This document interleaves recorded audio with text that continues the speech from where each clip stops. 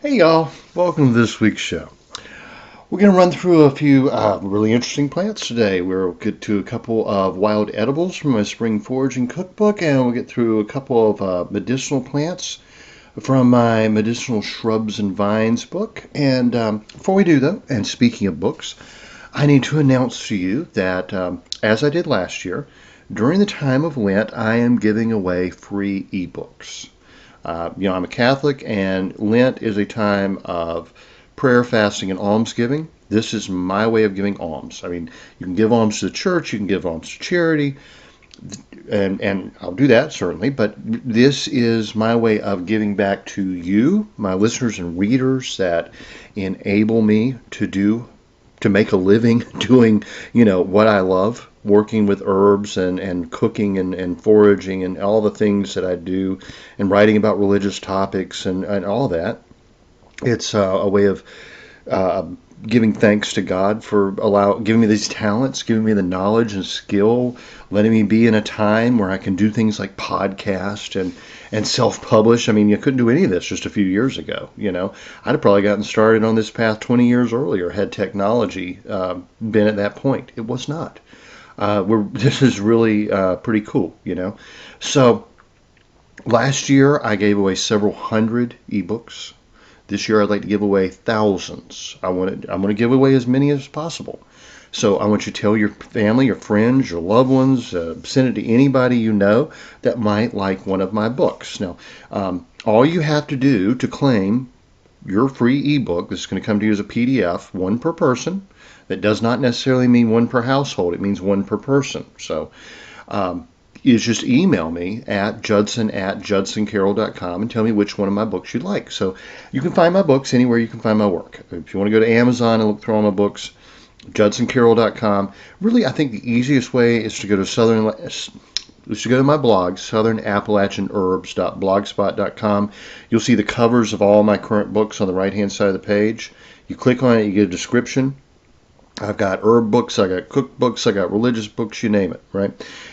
Then email me, judson@judsoncarroll.com, and tell me what you want. And I will, as quickly as possible, send you a PDF of that book absolutely free. Absolutely free. And I say as quickly as possible because my computer is dying. My laptop is dying, so I'm having to do just about everything on the phone. I'm actually recording 3 podcasts today. So you may hear me cough a little bit. You may hear me take a sip of a drink or clear my throat during today's podcast because I'm going to try to get it through it without having to edit it. I don't know. I mean, literally, my laptop's on its last legs. I had to try to reboot it about 6 times this morning. Finally got it to turn on. I'm recording as fast as I can, and it's probably not going to be a really long show this week. So we will cover 4 plants. But anyway, I ordered another laptop a couple days ago. There was a problem with the shipping; it had to be canceled. I've ordered another one today. It may be here by like Wednesday of next week. So got to get these things done in advance. So bear with me a little bit. If it's it's going to be unedited, so I'm going to do the best I can. But do get those free books. I want to do this. This is my way of showing you my appreciation. This is alms for Lent, and it means a lot to me to give you my work for free. And that's it's always true with the podcast. It's always true with the newsletter. I mean, I make it optional if somebody wants to subscribe to support my work, but I don't require that. You can get my newsletter for free, my articles, my podcasts. I don't charge for them. That's just really this is my mission in life, and I'm not trying to sound like I'm one of the Blues Brothers. I love that movie, by the way. I'm a huge fan of the Blues Brothers, the original.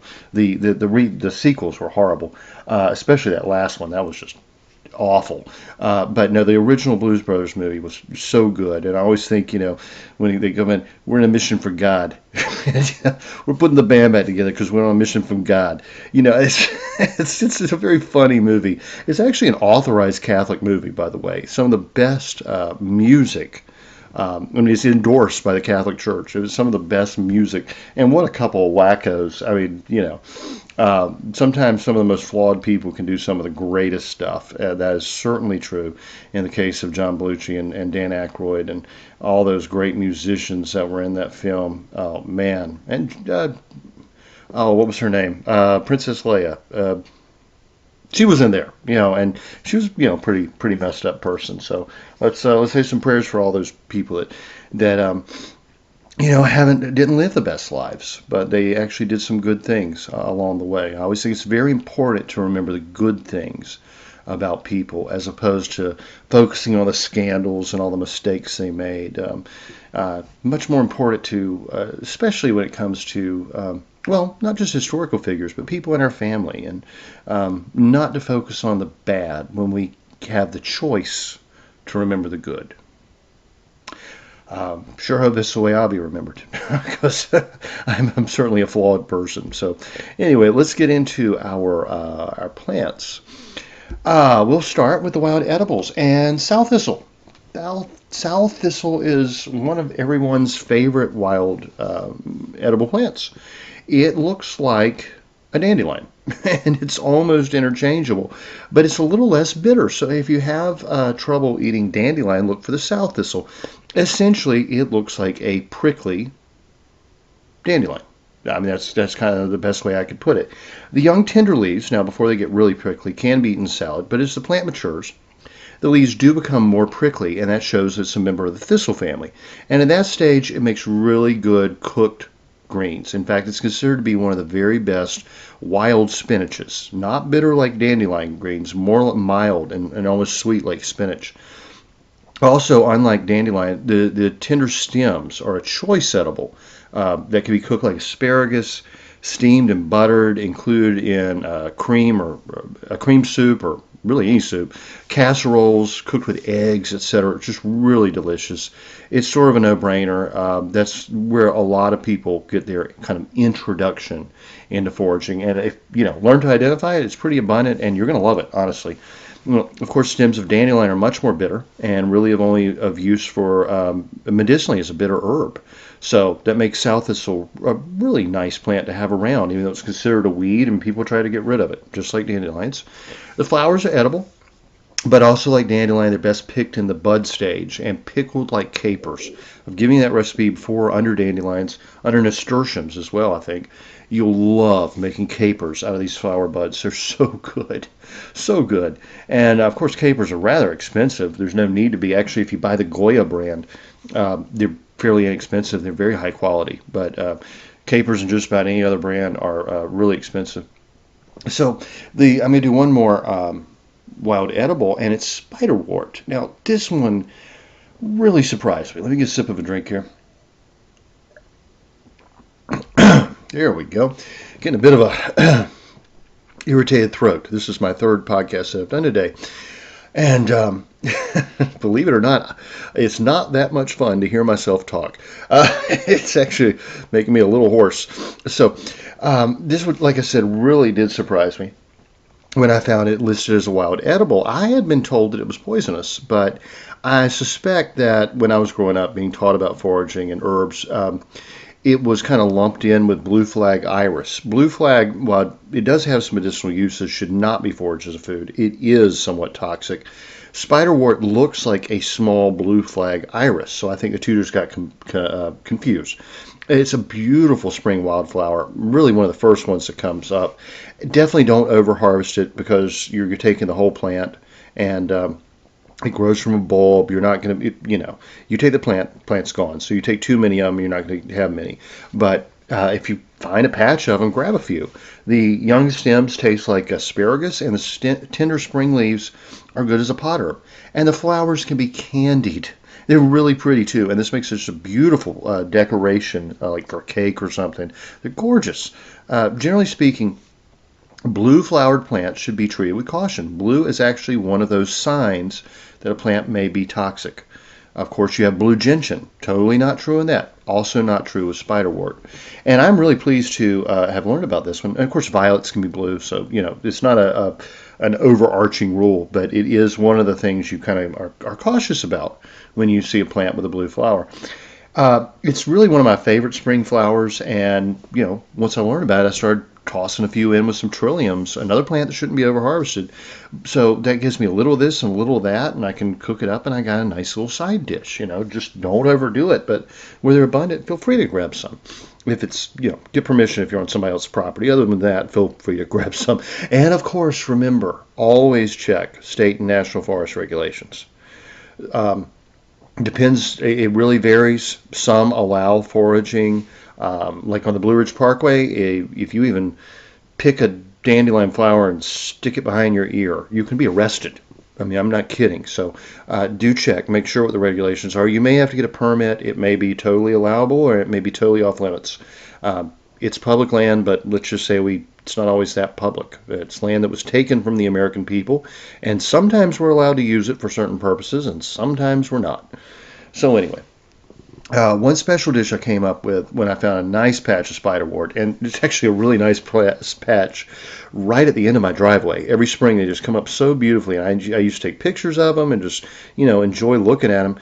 And then I found out I could eat them, and I started propagating them, of course, because I like to eat. I like to eat a lot more than I like to take a picture or something. The hostas, as I mentioned last week, are also perfect for harvesting about the same time, but this time I'm going to be taking the spike form of the leaf of hosta. It usually won't have started flowering yet. So I filled my basket with probably 70% hosta shoots and a few handfuls of spiderwort. And of course, being early spring, I include some ramps, and that's my favorite edible plant after all, and that comes up right around Easter, so that's another aspect of Lent for me. I'm waiting for the ramps. So the spiderwort needs a quick blanch in boiling water to be as tender as the hostas. The hostas are really good to go with just a rinse. Drained and dried well, and only cook with well, okay, so let me clarify this. I don't have a gas stove anymore. I grew up, I didn't grow up cooking with a gas stove. I grew up cooking on an electric coil burner stove, but then when I lived in Georgia, my college years and such, man, I fell in love with my gas stove. I really miss a gas stove. We had central gas in Georgia. Around here, you have to bring it in by the tank, and it's not that practical. So when I don't have a gas stove, I would prefer a coil burner. I hate glass top induction stoves. Absolutely despise them, honestly. So what I would do to emulate to do like a gas stove is I use a grill. Now you could put a frying pan, a cast iron pan right on the grill. I like to use a wok on the grill. Woks are perfect to put on a grill because you can get them nice and hot. So since we don't have gas in the rural Appalachians, I do have a coil burner or electric stove that works perfect for most things. But when I want something really hot, I get the grill going and use a wok on there, or usually one of my damaged cast iron pans. Sometimes you find an old one that it was hot and they put cold water on and it warped. And they're called spinners. They kind of rock and spin around on a burner. They're great for using on a grill. You really don't have to worry about them at all, or using them on a campfire.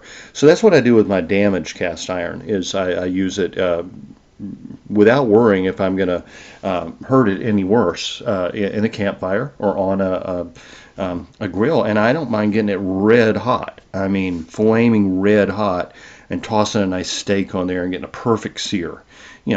I'm not going to do that with my really pristine antique cast iron. I'll definitely do it with a spinner, as they call it. So anyway, let's say I'm going to use some of these hostas and spiderwort and ramps and all that. So I'm going to get the grill going. I'm going to get it good and hot. I'm going to get a pan on there and get it good and hot, probably a wok in this case. Cut up some beef roast against the grain, so it's going to be tender, and either toss it into a hot cast iron pan or a wok with some cooking oil. And yeah, cast iron pan is going to be perfect for this, actually, and easier to, with a handle, just pick it up with one hand. So yeah, let's go with the cast iron here. Let's use an old spinner. Once it begins to brown, add the veggies and toss it all together. A little ginger, a little chicken broth, a little soy sauce, sesame and chili oil. And, I tried that, gave it the flavor I had in mind. I was thinking I wanted sort of like, a Chinese meal, and it turned out absolutely fantastic. And I had some noodles with it, and yeah, so that's why I did it in the wok, but I'm thinking cast iron may be even easier. So chili oil is one ingredient I use in this. I mentioned chili oil. Really easy to make, and I use it with a lot of wild foods. All you need is some dried hot pepper flakes. You can use spices of your choice or none if you like. Peanut oil is most commonly used in Asian cooking, so that works. But any oil that has a high smoke point, because you want to get this good and hot, so don't use olive oil. Common crushed red pepper will work, but it often contains a lot of seeds. So if you can get a higher quality crushed red pepper flake, it doesn't have to be Asian. Thai or Korean is really good and usually inexpensive, but Italian, like Calabrian peppers, they usually do a real good quality without a lot of seeds. And if you grow hot peppers, of course, it's even better. Use any you like and just dry them thoroughly and remove the seeds. Put your chili flakes now in a heat-proof bowl or pot, along with any spices you might use. Commonly used would be star anise. I think it's actually pronounced anise in that case. Cinnamon, cardamom, black peppercorns, etc. all work well. Now, if you add raw garlic, you're going to need to keep it in the fridge. So some people say put garlic in, some people say don't. It's up to you. You can use it at room temperature if you don't add the raw garlic. So heat the oil just as you would for deep frying. Get it good and hot. We're talking, over 400 degrees. And then pour it over the chili oil and spices. Be carefully, because it's going to sizzle and pop and it's going to froth. I mean, all the water in those dried herbs and spices are going to start to release, and it can actually foam over. So be careful. Do a little at a time. Don't dump it all in there at one time, because it could just pop all over you and give you some horrible burns. So, disclaimer here. This can be very dangerous if you try to do too much too fast. It really is going to make it's dramatic, okay? It's going to froth and foam and sizzle, and it'll settle down after a couple of minutes. But yeah, it's like dropping something wet into a deep fryer. So a friend of mine who owns a small family-operated Chinese restaurant taught me to make chili oil, because I was his only customer who liked food as hot as he does. He's from Hunan, and a real nice guy. He makes a more mild version for customers, and was really pleased when I liked the chili oil that he made for his family. So he kind of walked me through it, and it's so good, and it's very inexpensive. You can absolutely tailor it to your taste, and if you don't like it as hot as I do, use a more mild pepper. I never strain it, by the way. I like the crunchy bits, but you can strain it if you want to be fancy with it. So that's a great way to use the spiderwort, and what a pretty plant. Especially you take some shoots of that, and you take some shoots of trillium or some hostas, and you can just grab a little of this and a little of that and a little of that, maybe some Solomon seal like we talked about last week, and you don't have to over-harvest any one plant, which is always a good thing. So now let's talk about our medicinal. Let me get a sip of my drink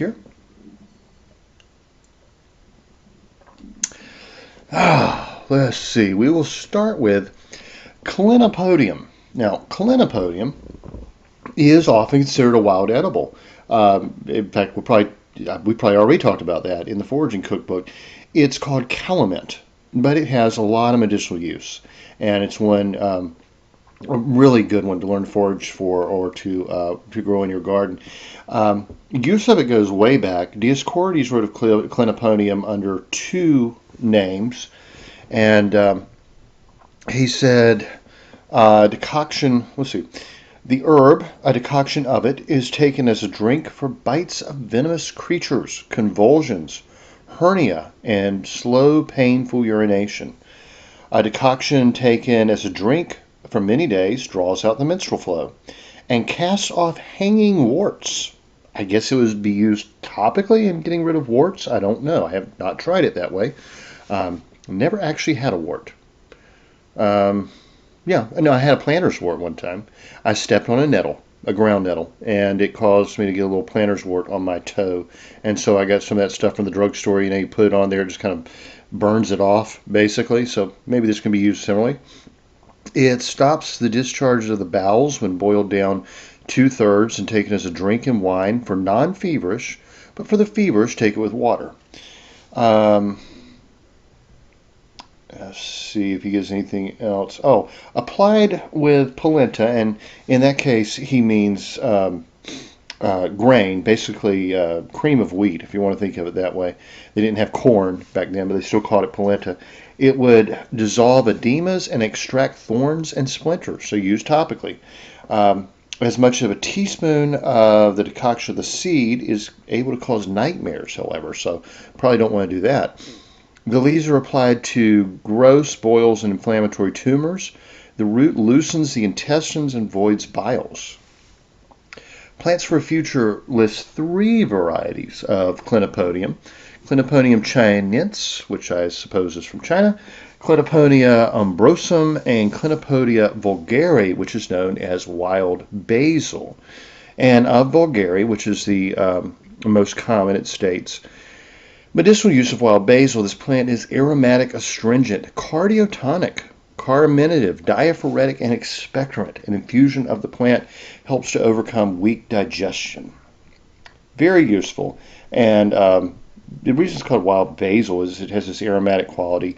I like it. I'm not currently growing it, but I really should. Let's think about that one for the spring garden.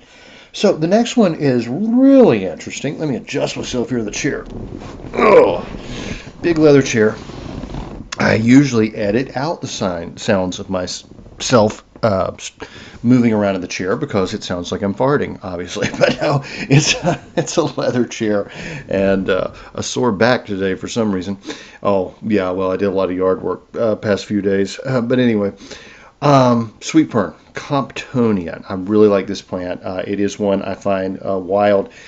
It's native to my region, and that one is specifically Comptonia peregrina, sweet fern, as it's called. There's also a splenifolia that's also called sweet fern, but they're two different but related plants. That one doesn't grow in my region. So these plants are not actually ferns at all. They're actually shrubs, and that were once a popular tea substitute in early America. Medicinal Plants of the Southern Appalachian Mountains tells us American Indians made frequent use of the delightfully aromatic leaves of sweet fern, and they are. They are delightfully aromatic. They were crushed and inhaled to relieve headaches, burned in religious ceremonies for purification, and used to sprinkle water on fire-heated rocks to create steam. Strong infusions of the leaf tea are a traditional remedy to treat poison ivy. Bradford Angier wrote, a strong enough leaf tea was believed to ease both stomach and abdominal cramps and diarrhea. The complete perennial, so brewed, provided a remedy for paroxysms of acute abdominal pain. Paroxysms is a fancy word for spasms.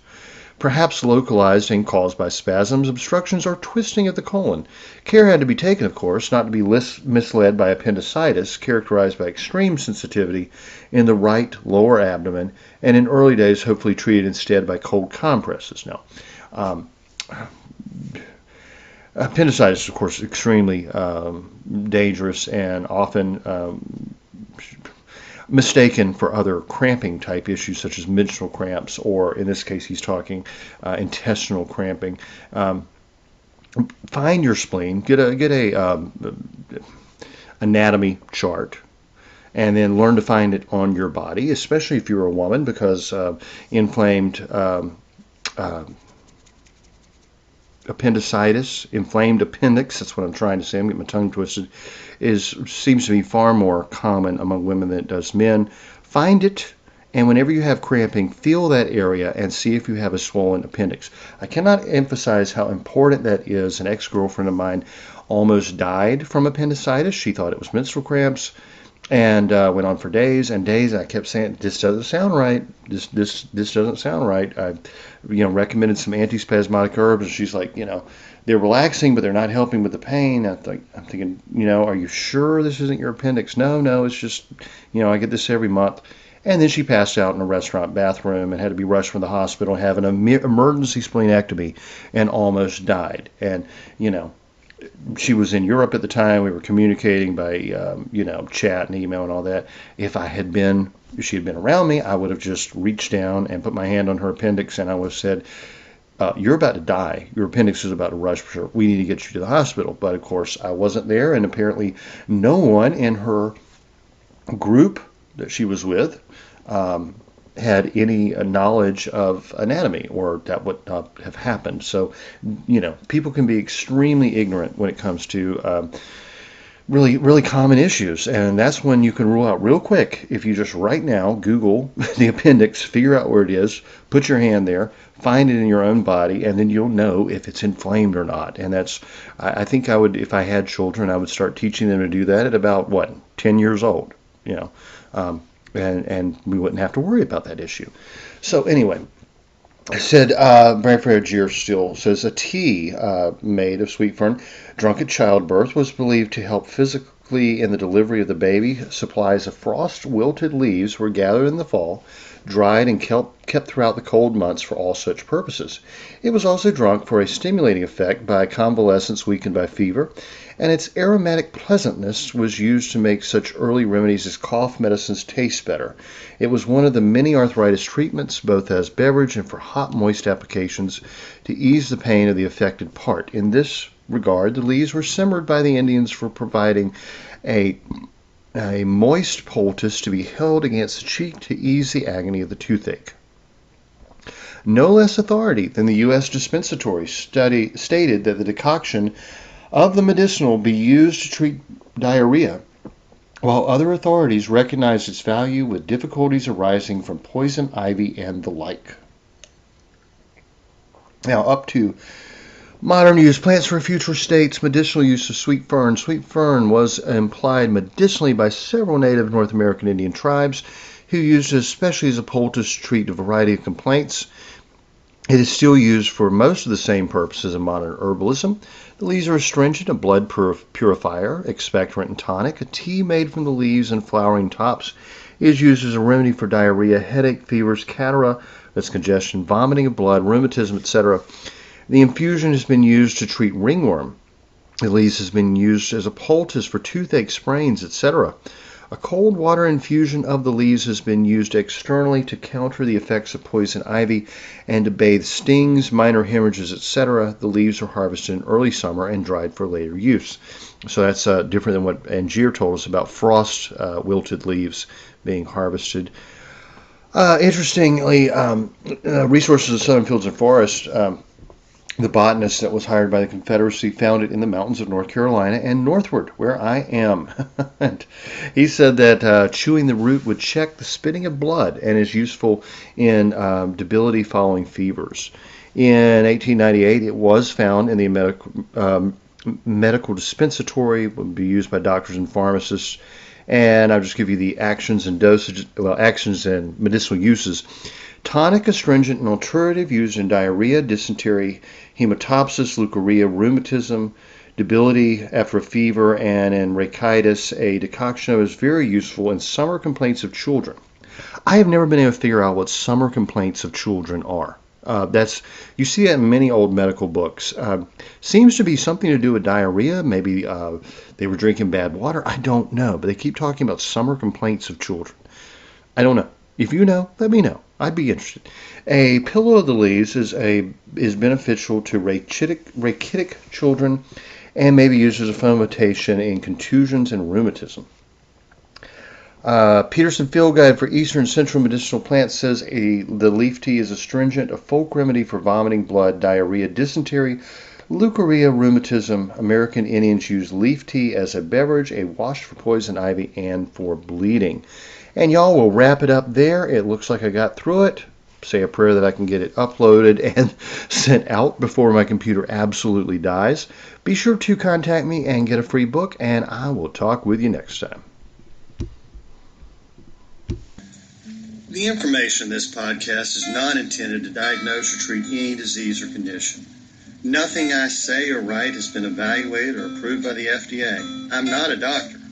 The U.S. government does not recognize the practice of herbal medicine, and there is no governing body regulating herbalists. Therefore, I'm really just a guy who studies herbs. I'm not offering any advice. I won't even claim that anything I write or say is accurate or true. I can tell you what herbs have been traditionally used for. I can tell you my own experience and if I believe an herb has helped me. I cannot nor would I tell you to do the same. If you use an herb anyone recommends, you are treating yourself. You take full responsibility for your health. Humans are individuals and no two are identical. What works for me may not work for you. You may have an allergy, a sensitivity, an underlying condition that no one else even shares and you don't even know about. Be careful with your health. By continuing to listen to my podcast or read my blog, you agree to be responsible for yourself, do your own research, make your own choices, and not to blame me for anything ever.